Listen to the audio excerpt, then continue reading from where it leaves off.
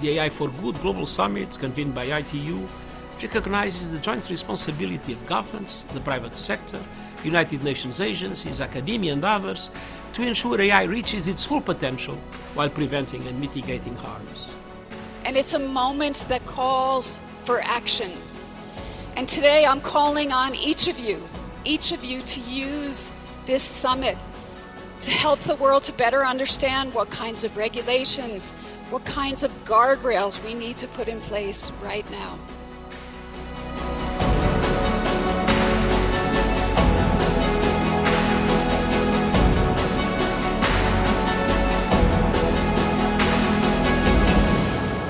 So together, let's make it innovative, let's make it safe, and let's make it responsible for all. Thank you very much.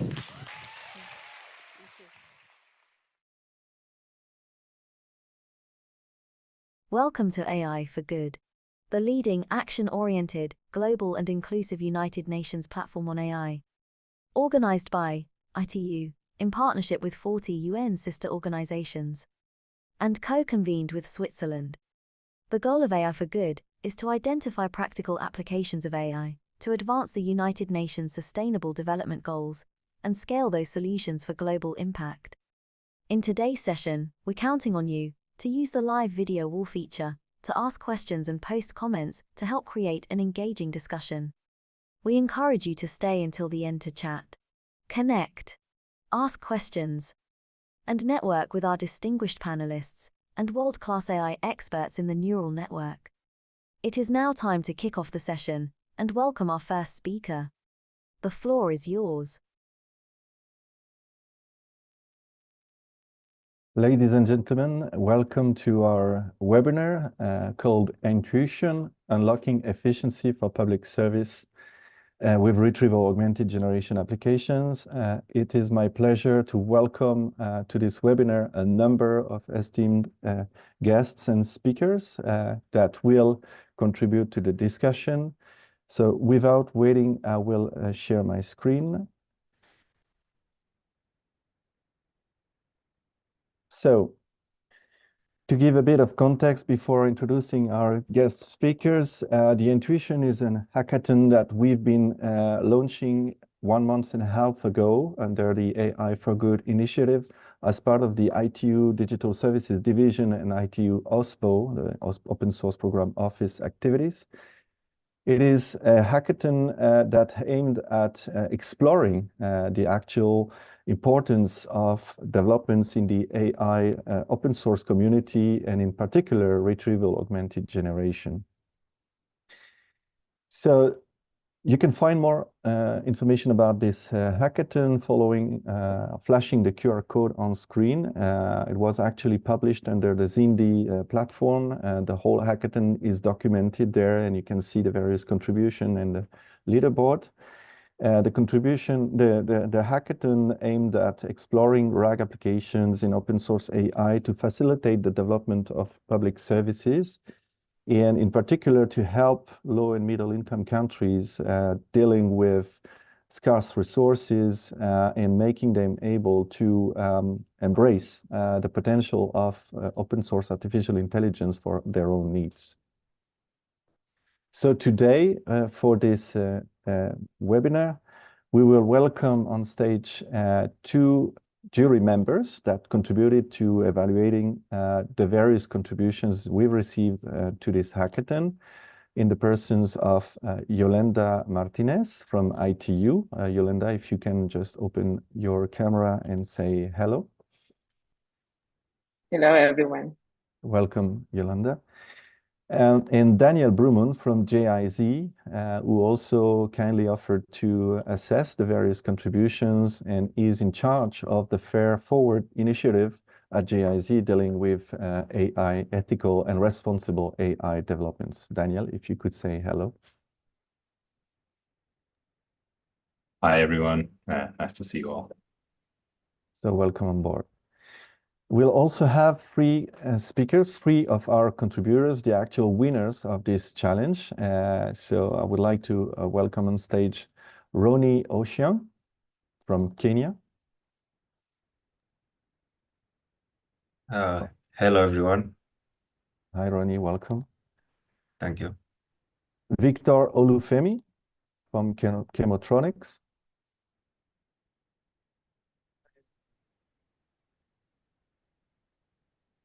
And Vincent Perez, but I think Vincent is not yet in the call, so hopefully we'll have Vincent on time for his contribution.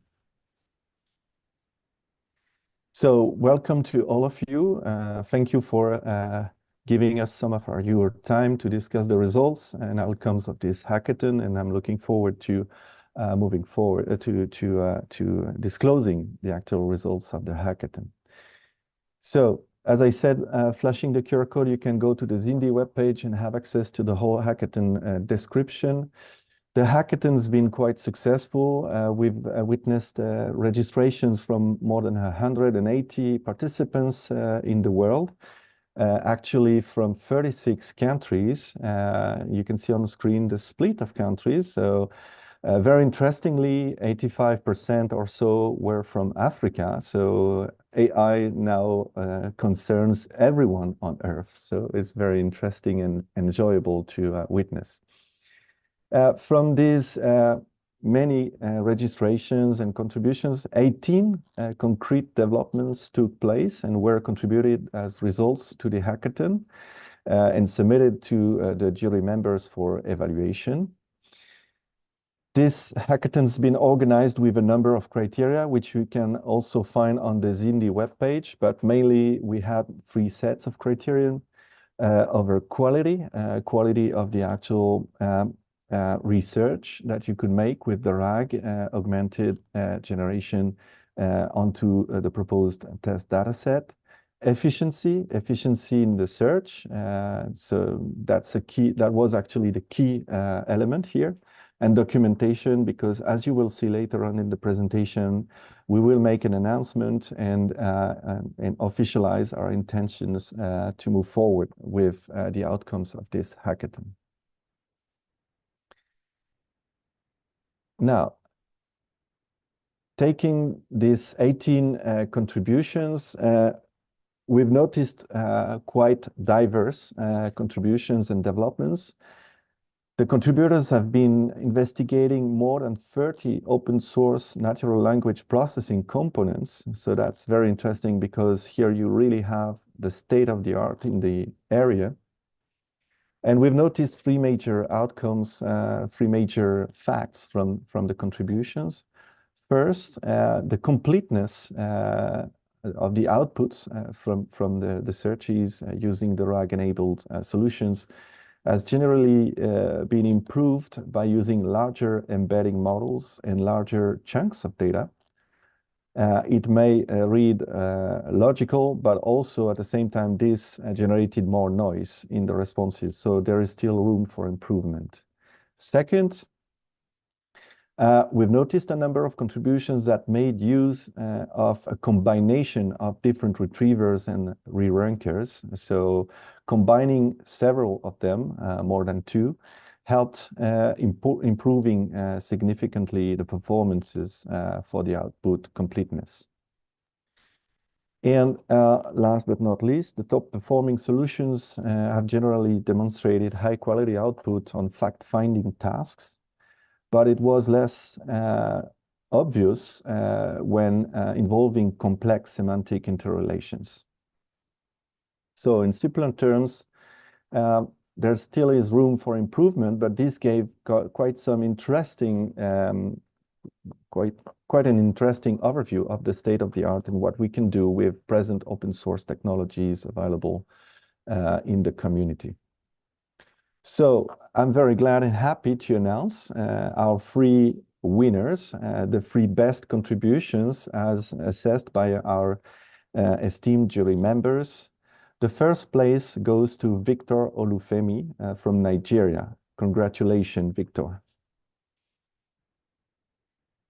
Victor, do you want to say a few words? Yeah. I mean, it was a really interesting hackathon, and I myself I'm really glad to to have been among the winners because I'm sure it was a tough one, and a lot of innovation and hard work went through the entire hackathon. So it's really an opportunity to be among the winners. Thank you so much. Thanks. Thanks very much, Victor, for your contribution and for the nice work that you've done. The second place goes to Roni Leon from Kenya. Roni, would you like to say a few words? Yeah, sure, David. So, well, as Victor said, it was a pretty interesting challenge to me, given that we had 1 day to actually get the test data and implement and put it into a pipeline and generate a solution.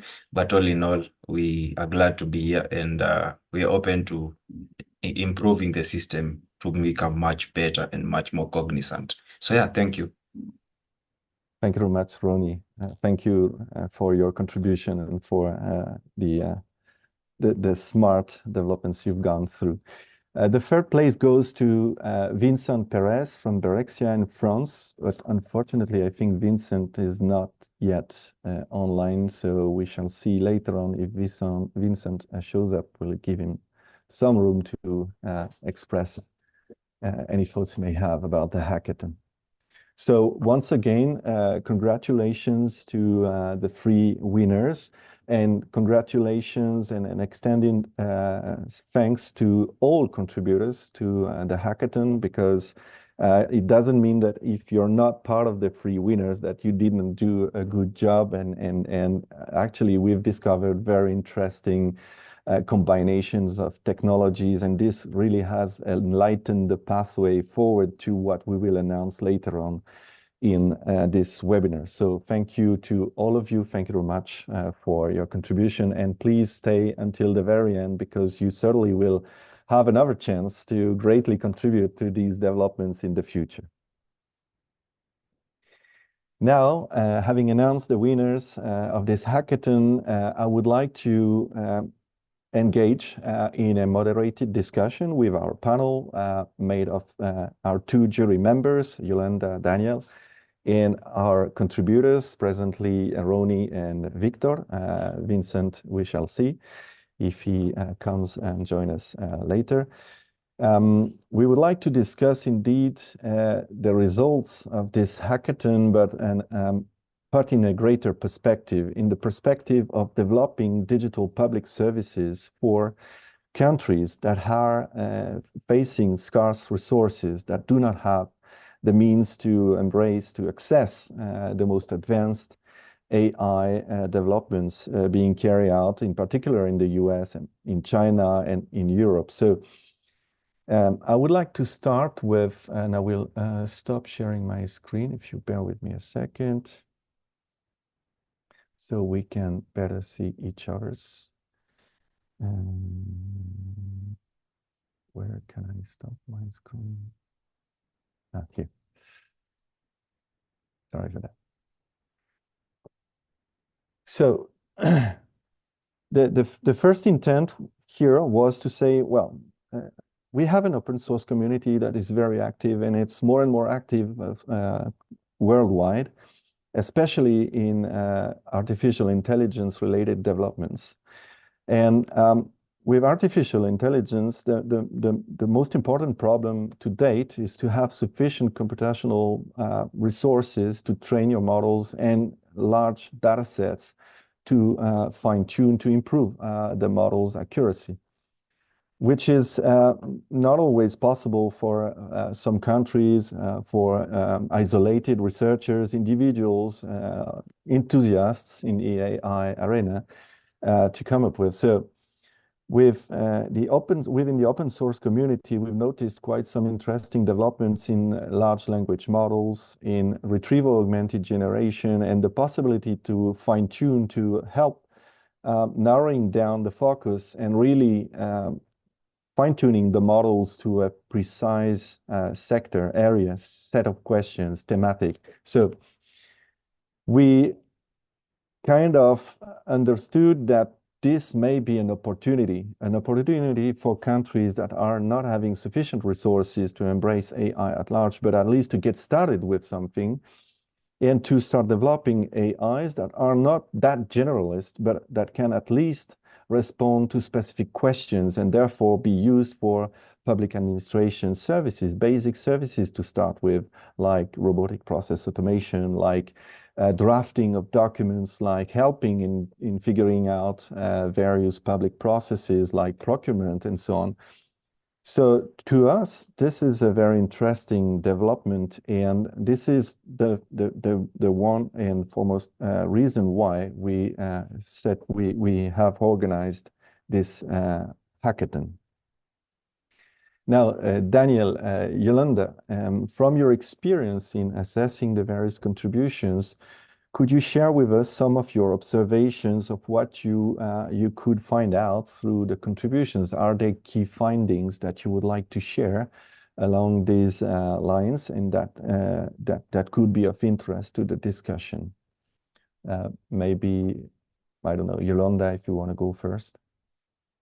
Ladies first. Thank you, David, and congratulations to the winners of the hackathon.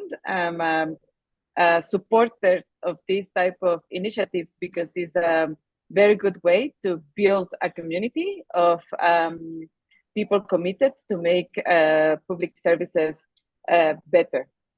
And what we do in GovStack, which is a community-driven effort founded by ITU, by GIZ, the government of Estonia, and DIAL, is to work with governments around the world, experts, GovTech ecosystems, in putting together a standard-based technology stack, mainly focus on technical specifications, all of them with API definitions, and a sandbox where we work with different digital government teams to create prototypes of digital service design and delivery using citizen-centric best practices on designing services and interactions between government and citizens, but also seamless experiences using interoperability, which is one of the major challenges in digitizing government services. And as we move forward with our engagement with countries, we have seen over the past year as main element on any government discussion how to incorporate AI, different use cases, into their technology stack. And I think the beauty of this exercise is that nobody's questioning the benefits, but rather countries are very eager to learn how to best leverage AI. And open source is so relevant because it's what makes it easily accessible. And these type of exercises, like the hackathon, helps country foresee very concrete applications. And I really would like to express a recognition to all the participants because you devote your time, your knowledge, your expertise in helping governments solve different challenges. And I really enjoy doing the evaluation because being government, the complex it is in terms of the type of documents, the type of legal wording that usually characterize data related to public service. AI can really democratize access.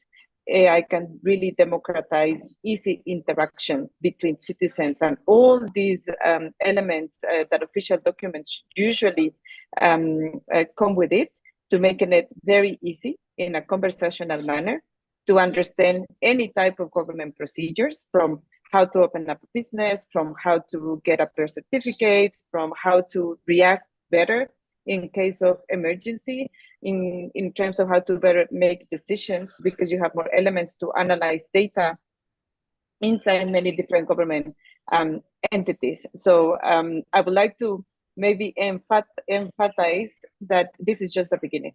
And hopefully the outcome of the hackathon can really be leveraged into implementation of those winning models, because we have a lot of opportunity to really make a difference in how government interact with citizens. And on that, please see in GovStack, very vibrant community that is eager to help you provide better data, that is willing to help you connect your models with real data sources, and jointly with ethical and responsible principles in place, make sure that we gather feedback from real users, make sure that we pilot in certain areas and with the necessary safeguards these models. We really aim into creating and incorporating into GovStack open source artificial intelligence model, and to straighten the collaboration with open source enabling ecosystem projects. So thank you for the opportunity to participate as sharing. Thank you very much, Yolanda, for your for sharing your observations and this actual state of affair in government's development of digital services and their eagerness to learn more and embrace AI. Daniel, what were your observations from this hackathon? What are your key findings? Thank you, David. And yeah, also from me, warm hello to everyone, and also, of course, congratulations to everyone who's participated, but especially to the three winners. You know, like for me, it's really like I'm not a developer, so just reading through them, listening to the presentations, I felt like I learned a lot. So it's actually been a privilege to you know, to dig through some of the technical details, look up some of the names, acronyms, terms that I hadn't known before. So thank you so much. I think, I mean, you know, for us, like I work for an initiative called Fair Forward, which is implemented by GIZ, which is German Development Corporation. And we have 7 partner countries, 5 of which are in Africa. So, and I work personally quite a lot with the projects and partners that we have in Africa, especially around topics like data collection for language data, but also AI technologies. And we aim to promote, you know, what we call the democratization of AI, to make it more accessible, more inclusive, more sustainable. And in all of that, open source, of course, plays a crucial part, meaningful open sourcedness. And so, yeah, with that being said, I mean, I was especially happy to see quite a few of the inputs coming from Africa, you know, with Nigeria, Kenya, for example, and Kenya being one of our partner countries.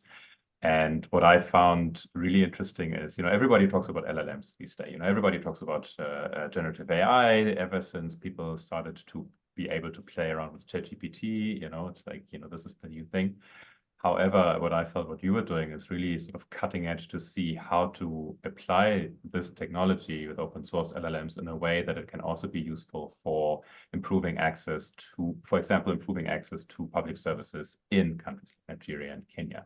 You know, no one knows exactly how to do this best. We all know that there's potentials, but there's also downsides. There's hallucinations and so on. And what you've done in this incredibly short amount of time is really to show some ways ahead of how this technology can be made usable, and can be made usable in a responsible way in those kind of countries and contexts. And so personally, I was especially intrigued by approaches that you presented around how to deal with resource constraints, you know, how to make this work on edge devices, how to make it work, you know, upholding privacy concerns. I think that was one, I think that was in your presentation, you know, how can that be, how can it be trained with CPUs? I found that quite interesting, because many times you work, of course, in constraints and environments where GPUs are not accessible. So what do you do in those environments? I think that's super important to look at. And of course, what Yolanda said, I would also just stress again, you know, the open source element of it is super crucial. Because, I mean, from all the work that you've done, even those who now, you know, it's a competition, so there's winners. And however, like all the work that everyone has done is something that others will be able to build on, to show in some ways, some pipelines, some examples of how to make this usable.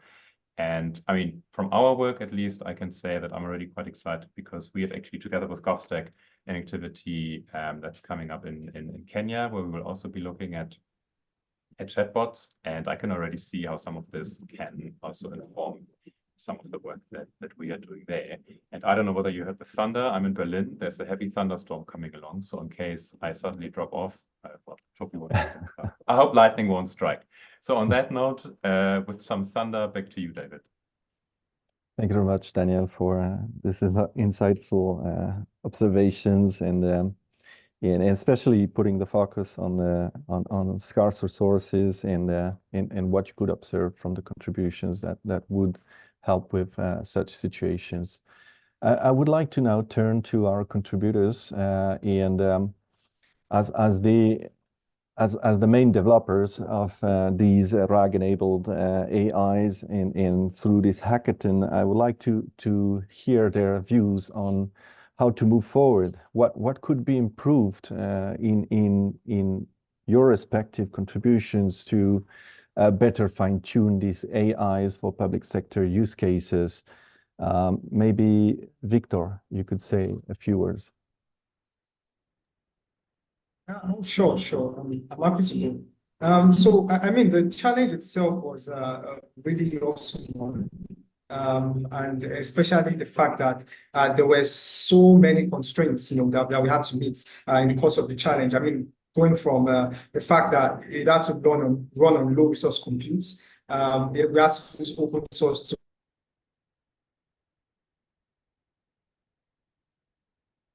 Victor, we've lost you. Can you hear us?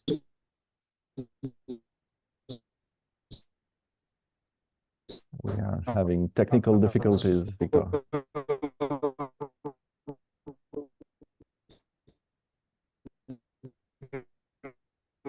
We can barely hear you, Victor.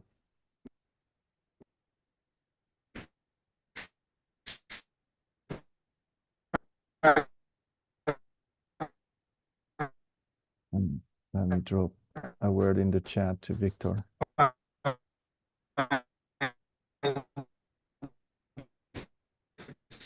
The sweet spot. No.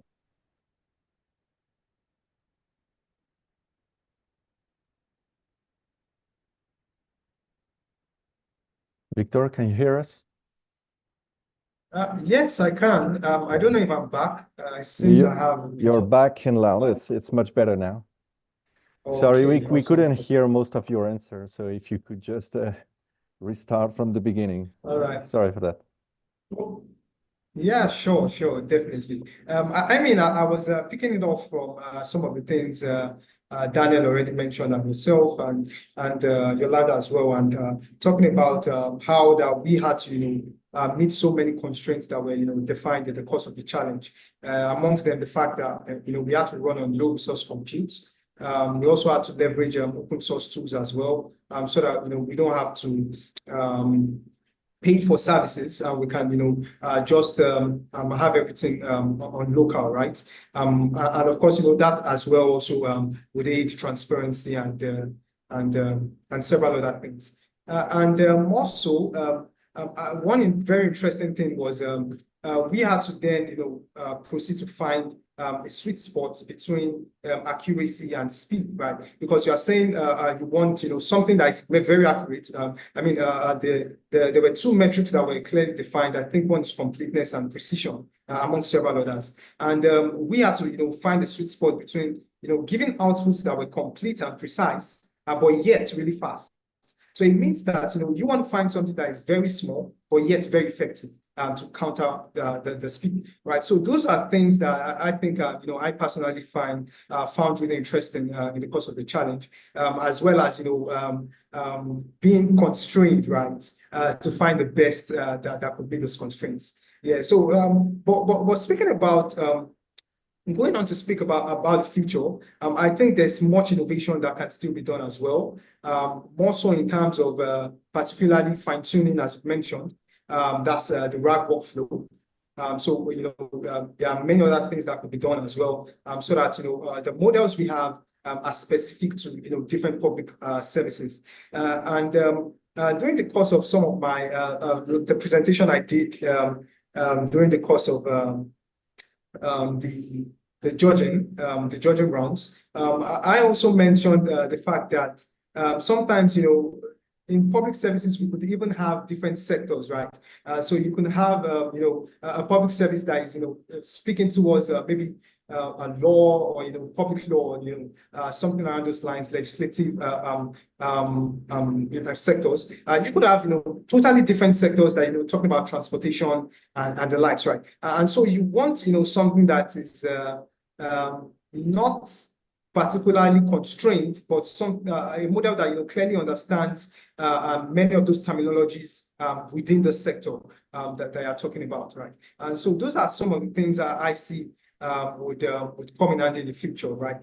So, having well fine-tuned models, that understand clearly the public sector we are talking about, going further as well to find how we can, leverage that speed, accuracy, challenge, and see how we can get the best out of it. Yeah, so I would say there's still much work to be done in terms of moving from, prototyping to production.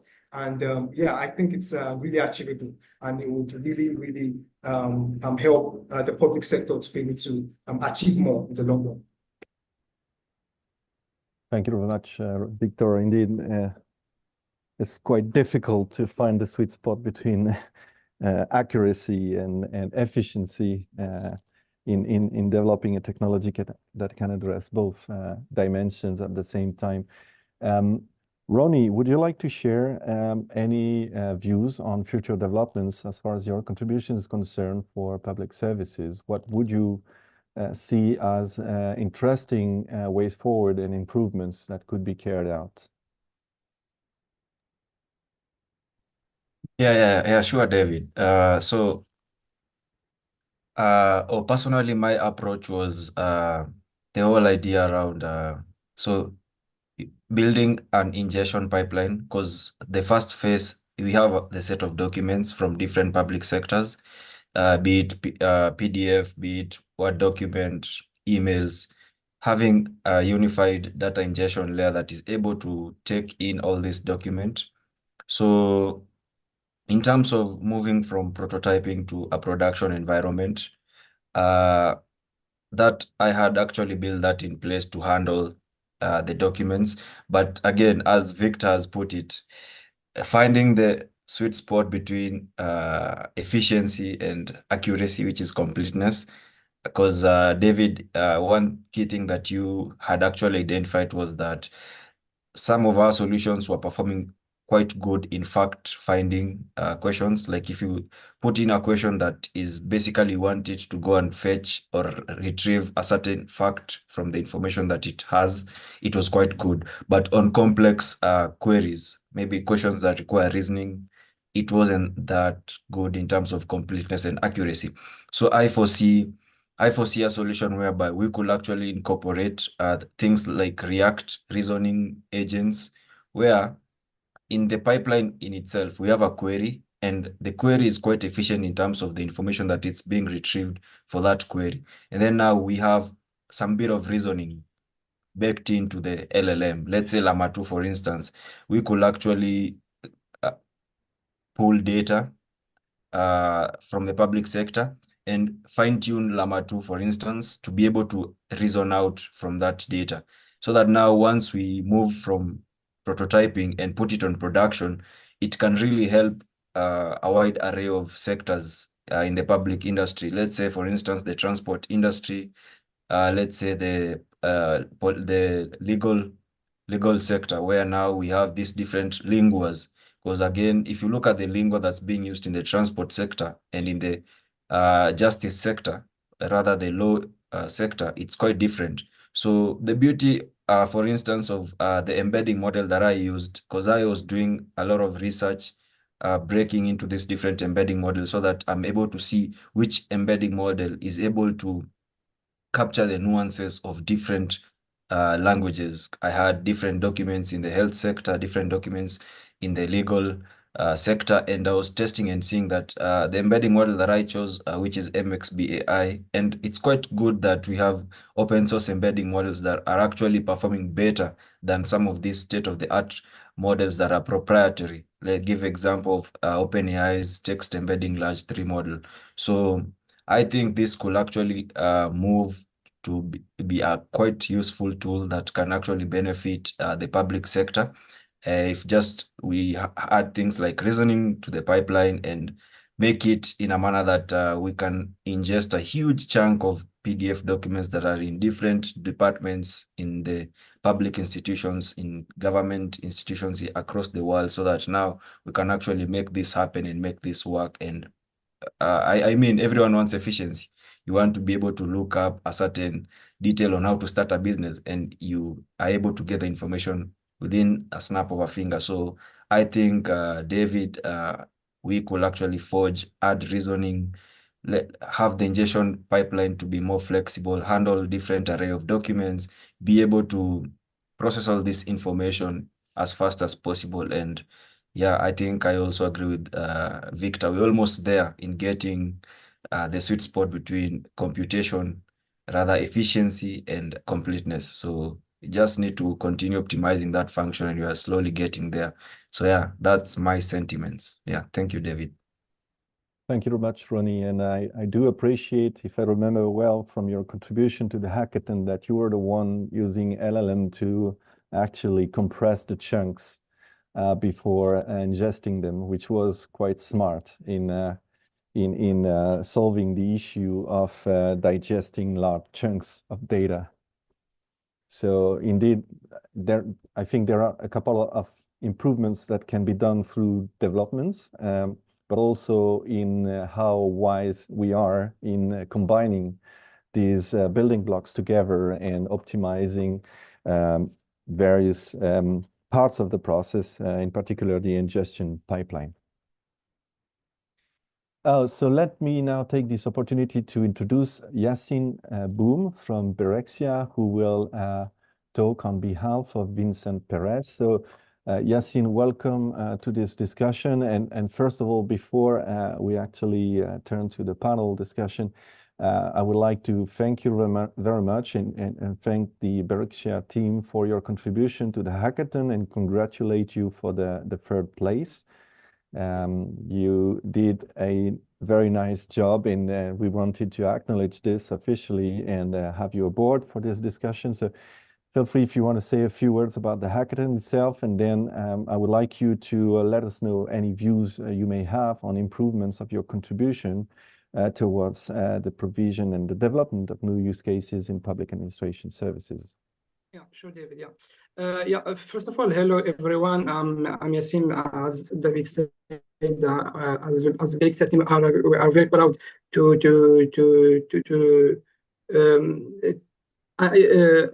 thank. Yassine, we are having some difficulties hearing you. Can you hear it? Can you hear me now? Yes. I can hear you. I say thank you to I want to say thank you to the jury and to competition organizers for this incredible opportunity. As I said, as a Berexia team, we are very proud to have, as David said, secured the third place, which showcase our innovation and dedication to develop cutting-edge AI solutions for like RAG models, RAG systems, etc. And it's a big part of our solution InfoEdge that leverages ESG reports and ESG metrics and measures ESG metrics, for example, carbon footprints, etc. And it's important for us to talk that we profit from the AI capabilities to enhance public sectors, to streamline, for example, administrative tasks and automate routines of public employees, etc. So in Berexia, as a Berexia team, we are working right now, for example, with our Minister Interior here in Morocco to set up and to build an AI chatbot for administrative assistance. So it will gain more time for public administration employees to answer questions about administrative approaches, etc. So I think that that's a big opportunity for us to participate in this competition. Here with us, Mohammed Tati, it's a member of our tech team.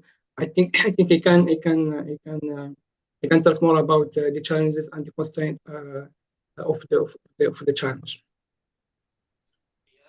Thank you so much, Yassine, for presenting. As a data scientist, as a data engineer, it is really a good time to improve the AI. And One of challenges that we have faced in the problem of public sectors is that the public sectors has a large amount of documents and data, and this will bring the problem of how you can store this data so you can make the chunks. What I think is a best approach for handling this problem is through semantic chunking. You split the documents and files semantically, so you have small chunks, but holds a meaning and a sentiment and sentiment meanings.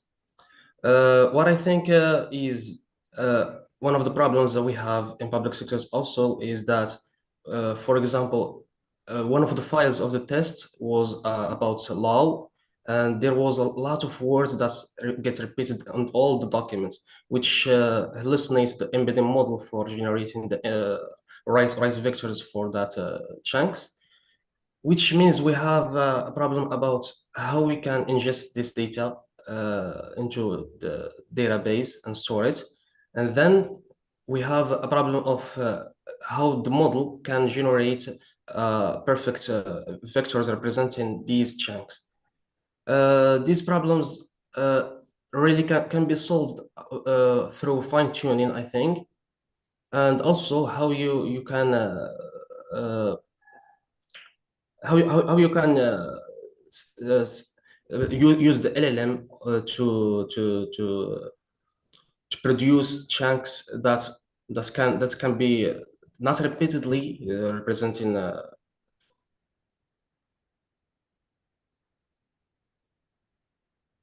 Mohammed, we cannot hear you any longer.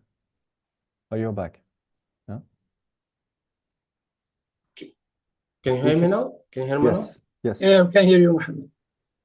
Yeah. Sorry for that. So I was talking about the embedding models and how we can improve these models to generate vectors. I think through gathering a large amount of data, large amount of perfect chunks that can help us to generate vectors to represent these chunks. Also, the problem about using LLMs to compress the chunks and then passing them as a context to the LLM is that it will make the process much longer and much resource usage, which means we will have to use a lot of GPUs, a lot of resources to work on it, which is not a perfect solution, but it's still can leverage a good chunks to the LLM. The problem of resources is that it's really expensive. So what we can do about this is that we can load models using quantizations like 4-bit quantization to reduce the computing usage for the LLM. So we can really move forward and generate responses about the questions that we have about the public sectors and queries. That's all I think. Thank you very much, Mohammed. It's very interesting, actually. Reducing the number of occurrences in the chunks by using semantics may be an interesting way forward. And I think that goes along with using LLMs to synthesize some of the chunks before ingestion. So that's very interesting indeed, and thank you for this. We do not seem to have that many questions from the audience. At least we seem to have addressed some of the comments. So we had Flip Down that said, we are eager to hear the insights from today's esteemed panelists on how to leverage advancements in RAG for maximum public goods. I think this question's been addressed.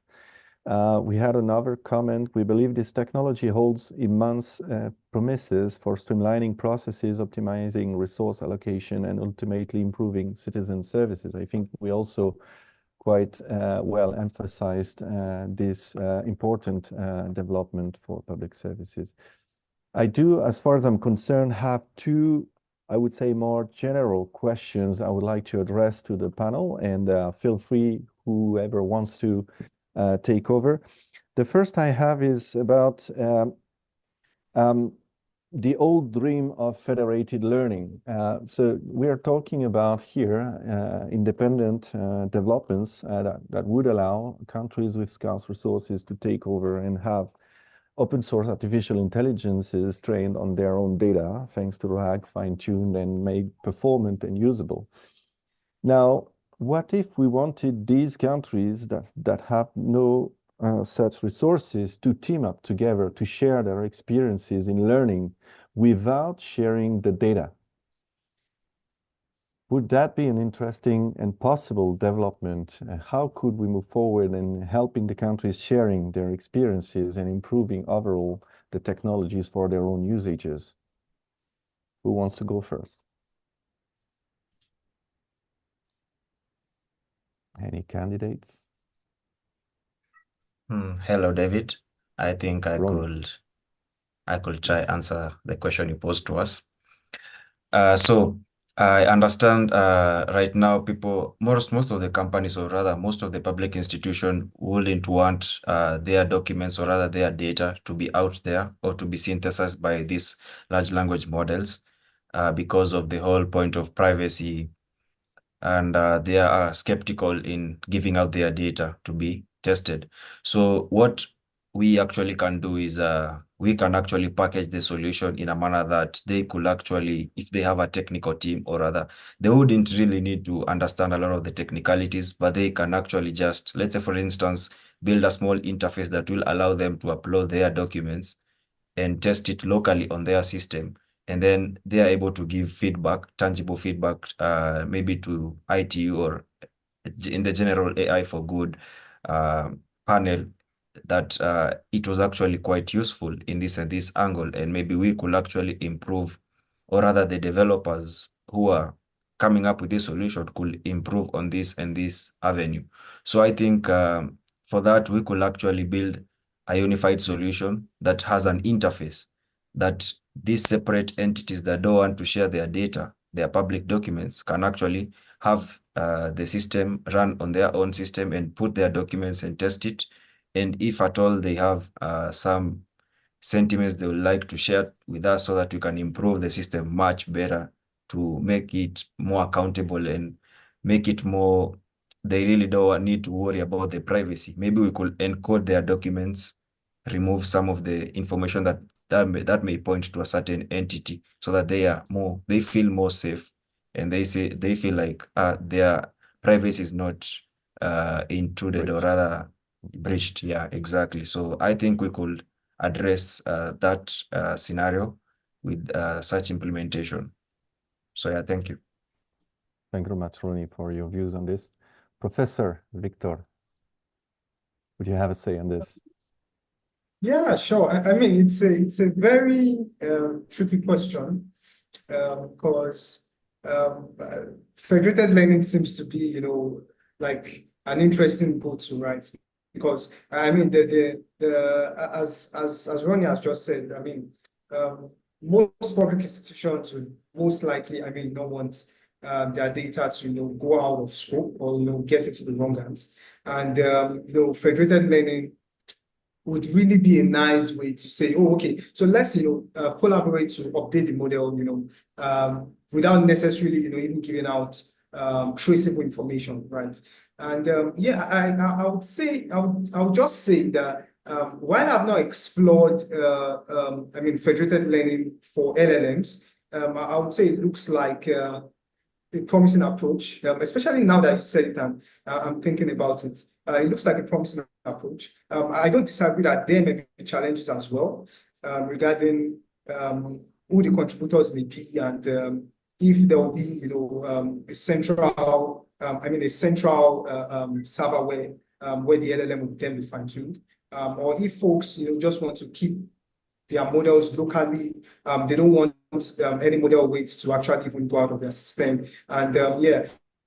So I think just to conclude, I think it's a mix of both parties. That is, those that would want to update the LLM or the model that is said to be fine-tuned, and the other side, which is those that would use the LLMs as it is. So yeah, I think there's a very possible potential in federated learning for this.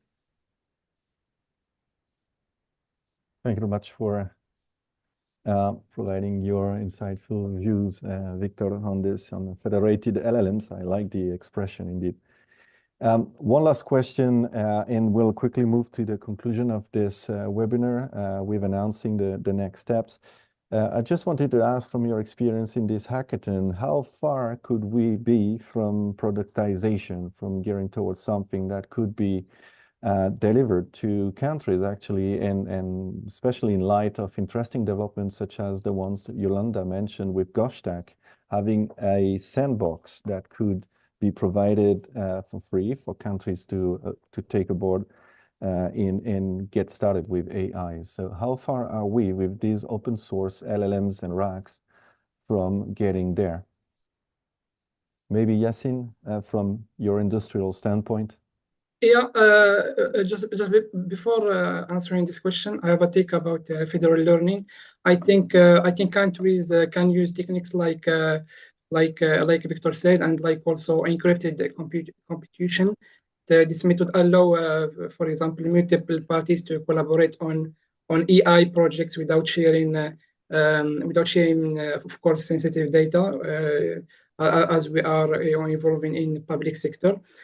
Instead, each country, I think, keeps its data secure while contributing to a shared interface or a shared model or solution. This approach, I think, preserves data privacy and sovereignty while leveraging the collective power of AI to address this kind of challenges. About, I think our RAG system, it's already production ready. We have already used it in our EvoEdge solution. So I think building this kind of LLM models of RAG systems, I think we have, for example, decorated the application, the system, the services, and, for example, build an interface so we can request or make HTTP calls to this RAG model. So I think decorating the RAG model in an isolated interface in which we can transport it and plug it in any external solution, it would be a great idea to go live. Thank you very much, Yassine. I think Yolanda and Daniel wanted to intervene. Daniel, I think it was on the federated learning, and Yolanda, I believe it's on GovStack and the more industrial standpoint, right? So perhaps as an exception, I would like Daniel to go first because we are discussing federated learning. Sorry for that. Thank you, David, and thanks, Yolanda. I'll keep it short. I just had a quick thought on the federated learning bit, which I also find to be quite an interesting approach, both for privacy, as you've pointed out, but also when you look at data sovereignty. Like we're working with specifically around language data, where a lot of it, like Kiswahili, is open source, but you have other communities that are a little bit more hesitant to open that data completely, but who may be very interested to collaborate jointly in a distributed manner to improving some AI model. So I think for that could be interesting. And I also wanted to bring in, if you look at the conversation around what open source AI is and the definition of open source AI, which the Open Source Initiative is working on currently, it actually, there's a heated debate about whether the data set itself needs to be fully open sourced or not.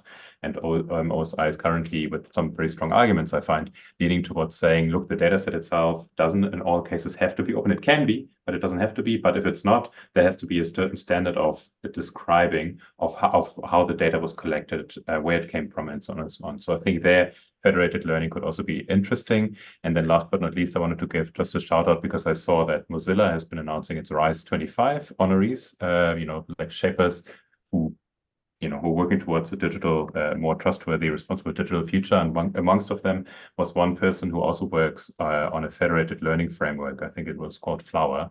So that might also be interesting to look at in this case.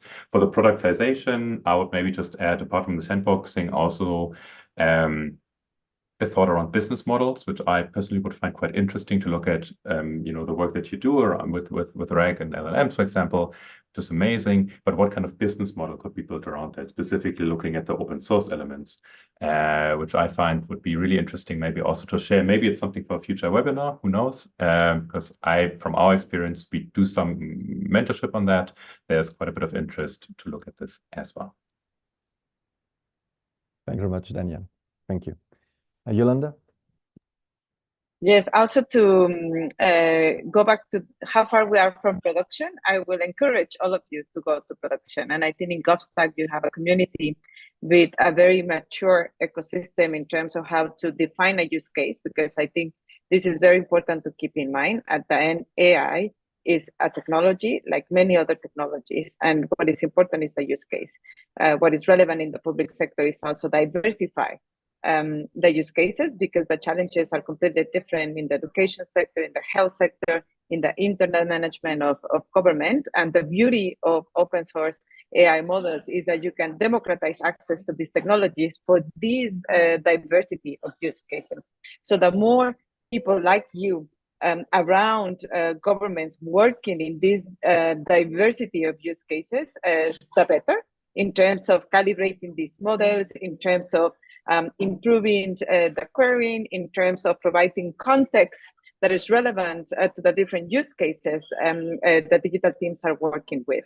So I would like to invite all of you to continue this conversation. GovStack is very open to always work with a use case that is according to the country context and needs, always designing from the end user perspective and leveraging a very holistic building block approach. And AI is a very relevant building block within an overall enterprise architecture in any government. And congratulations, I'm very much looking forward to this collaboration. But yes, the most important thing, you cannot regulate something that you do not use. And to have better governance frameworks, we need to have a lot of diversity in the use cases, and this can only happen in an ecosystem-driven approach. So thank you for this first step in the hackathon. Thank you very much, Yolanda, for your words on GovStack, and indeed it's a very interesting initiative that we should all follow on. So now let's move quickly forward because we have only a few minutes left. So what are the next steps? We have created an official AI for Good track, which is called Open Source AI for Digital Public Goods. That's now open, and we'll have a series of webinars following up with this session under that track that will aim to gear toward a reference implementation of this open source AI for digital public services. So please keep track of that and stay tuned. Just to say that we will go through a roadmap. So we have defined a first version of the minimum value product we want to achieve by the end of this year. So the whole community that's been constructed, that's been generated around this hackathon is warmly invited to keep on contributing. So we will work on making this a real reference implementation available for free with documentation and with everything needed to get started with open source AI. And we want to achieve that by the end of 2024. Our vision is to really help low and middle income countries come up with open source AI and come back into the competition so that they are equipped and weaponized in this evolving world. We will then gear toward a second version of that implementation in 2025 that will look into how to better federate, to share these learning experiences and come up with an alternative open source AI for all these countries dealing with scarce resources. So there's going to be quite some interesting talks, so stay tuned. The MVP has been defined. We will have another webinar very soon talking about that. And please follow the track. This will be the place, the one and only place where we will discuss the development of this new open source AI for public services. So let's keep in touch. You have the QR code on this slide. You can flash this and provide your contact details. You will receive news from us. And please, as many as you can, join us, help us with developing the next open source AI for low and middle income countries that will benefit from your development. So thank you once again very much for all your contributions and for having really given this hackathon a true reasoning, a true outcome. And we are really proud and we are looking forward to developing this product with you. Looking forward. Thank you very much to all of you. If we still have just 1 minute left, let's have a group picture all together. So please open your cameras before it closes and let's have a nice picture. All right, cheers. Thank you very much, guys. And I guess now. Thank you, everyone. Thank you very much. So you can switch off your cameras, microphones, and thank you, everyone. The meeting. Thank you, everyone. Adjourn. Thank you. Bye-bye. Thank you for participating in today's AI for Good session. We hope you've learned something new, innovative, and engaging in today's event. We now encourage you to continue the conversation on the live video wall in the neural network. Here you can ask questions, like and comment, share links, complete the poll, connect with interesting profiles, or speak one-on-one using the chat and video function. We invite you to explore the lobby, try the smart matching quiz, visit the virtual exhibits, poster boards, the eShop, and build your personalized AI for Good program. Let's shape the future of AI for Good.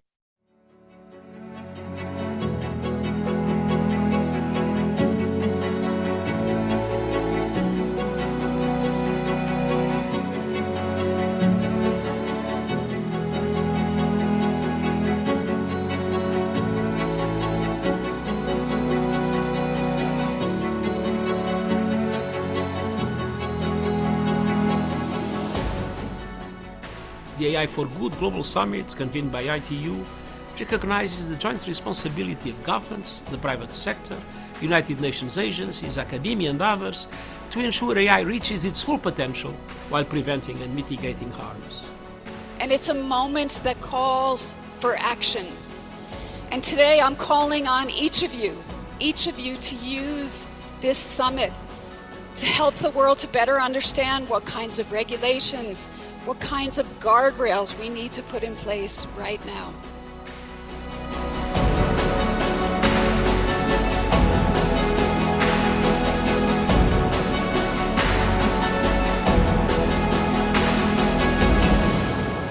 So together, let's make it innovative, let's make it safe, and let's make it responsible for all. Thank you very much.